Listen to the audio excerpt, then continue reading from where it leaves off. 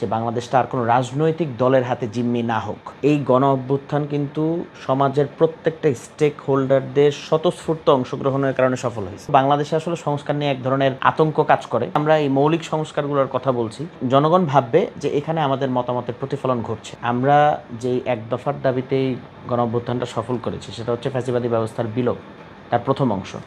নতুন রাজনৈতিক বন্দোবস্তেরও আগে আমাদের ফ্যাসিবাদী কাঠামোটাকে বিলোপ করতে হবে এবং এটার জন্যই আমরা এই মৌলিক সংস্কারগুলোর কথা বলছি।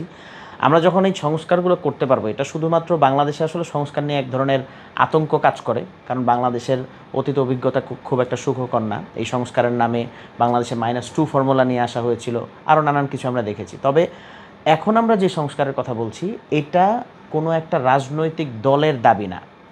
আমরা যে বাংলাদেশে স্বাধীনতা পরবর্তী একটা সময়ে এখনকার বাস্তবতায় জাতীয় ঐক্যমত্য কমিশনের মতো একটা বিষয় দেখছি, যেখানে সবগুলো রাজনৈতিক দল একসাথে বসে ঠিক করছে যে আগামীর বাংলাদেশ কিভাবে চলবে। আমি মনে করি যে এই বাস্তবতাটা, এই জাতীয় ঐক্যমত্য তৈরি হওয়ার যে বাস্তবতা, এই বাস্তবতাটাই প্রমাণ করে যে বাংলাদেশের জনগণ এখন চায় যে বাংলাদেশটা আর কোনো রাজনৈতিক দলের হাতে জিম্মি না হোক।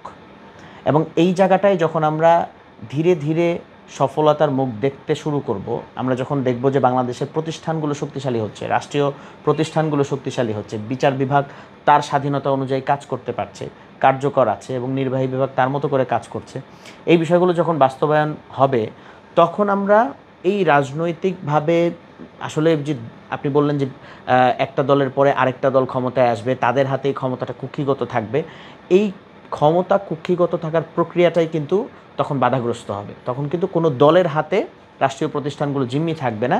এবং আমি মনে করি যে বাংলাদেশের জনগণ যখন শক্তিশালী হবে, জনগণ যখন, আমরা কিন্তু সংস্কারের মধ্যে স্থানীয় সরকারকেও শক্তিশালী করতে বলছি, আমরা এর মাধ্যমে জনগণের সাথে জনপ্রতিনিধিদের যেই দূরত্ব গত 53 বছর আমরা দেখেছি, যে জনপ্রতিনিধিরা শুধুমাত্র তাদের যেই আশপাশের লোকগুলো থাকে, তাদের যেই ক্যাডার বাহিনী থাকে, দলীয় লোকজনকেই সুবিধা দেয় এবং জনগণের যেই প্রাপ্য অধিকার সেটা কিন্তু তারা ঠিকমতো বুঝে পায় না। এটা অনেক দলের ক্ষেত্রে, অনেকের ক্ষেত্রে এটা সত্য, বাংলাদেশের ক্ষেত্রে একটা আমূল বাস্তবতা।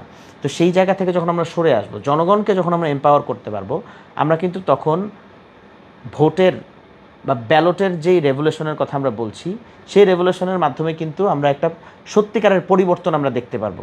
আসলে ওই জায়গাটায় তখনই মানুষ যায়, বা বাংলাদেশের জনগণ যেতে বাধ্য হয়েছে, যখন তাদের সামনে কোনো অপশন ছিল না। বাংলাদেশের রাজনীতিতে আপনি দেখবেন যে আওয়ামী লীগকে তারা কখন আনছে, যখন, মানে সেই অর্থে তো আওয়ামী লীগ কখনো 2008-এর পর থেকে কখনো নির্বাচিত সরকার হয়ে আসে নাই, কিন্তু যখনই আওয়ামী লীগ বাংলাদেশের স্বাধীনতার পরে আসতে পারছে, সেটা হয়তো বিরোধী দলের প্রতি মানুষের একটা অনাস্থা তৈরি হওয়ার কারণেই তারা আসছে। সেম কথা বিএনপির ক্ষেত্রেও অনেকটা সত্য। বাংলাদেশের যে বড় একটা অংশ সুইং ভোট, এই ভোটটা কিন্তু মানে এই ভোটাররা কিন্তু কোনো দলের না।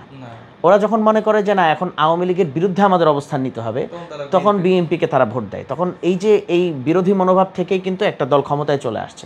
তো আমার মনে হয় যখন আমরা মানে গণতান্ত্রিক চর্চাটা এবং আমাদের অপরাপর সংগঠনগুলো, রাজনৈতিক দলগুলোকে যখন আমরা এম্পাওয়ার করব, জনগণকে যখন আমরা এম্পাওয়ার করব, জবাবদিহিতার জায়গাটা যখন তৈরি হবে, তখন এই মানে যেই পরিস্থিতিটা আমরা গত 53 বছর ধরে পার করছি, এই পরিস্থিতিতে কিছুটা উত্তরণ হবে। এই গণ অভ্যুত্থান কিন্তু সমাজের প্রত্যেকটা স্টেক হোল্ডারদের স্বতঃস্ফূর্ত অংশগ্রহণের কারণে সফল হয়েছে। এবং সেই জায়গা থেকে আমরা কিন্তু প্রত্যেকটা মানুষের, প্রত্যেকটা সমাজের প্রত্যেকটা স্তরের মানুষের কাছে যখন গিয়েছি, আমরা একটা কৃষকের কাছেও যখন গিয়েছি, আমরা কিন্তু তার চোখে সেই স্বপ্নটা দেখেছি যে সে চায় তার ছেলেও এদেশের প্রধানমন্ত্রী কোনো একদিন হবে।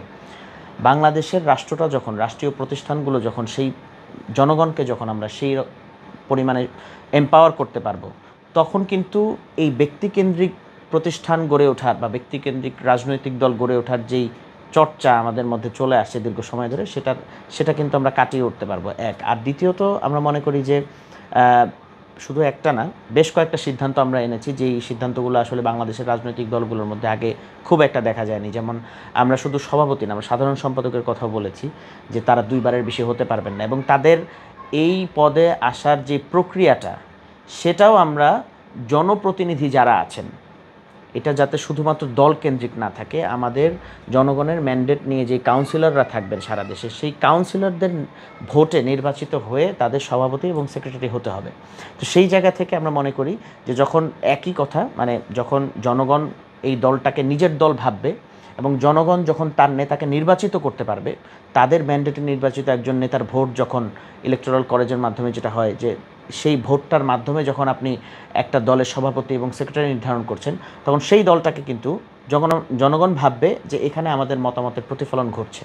তো সেই জায়গা থেকে আমরা মনে করি যে একটা দল জনমানুষের দল হয়ে ওঠার জন্য যেই উপাদানগুলো দরকার, আমাদের গঠনতন্ত্রের মধ্যে সেই উপাদানগুলো আছে এবং আমরা এর মাধ্যমে মানুষের সাথে আরও বেশি কানেক্টেড হতে পারবো।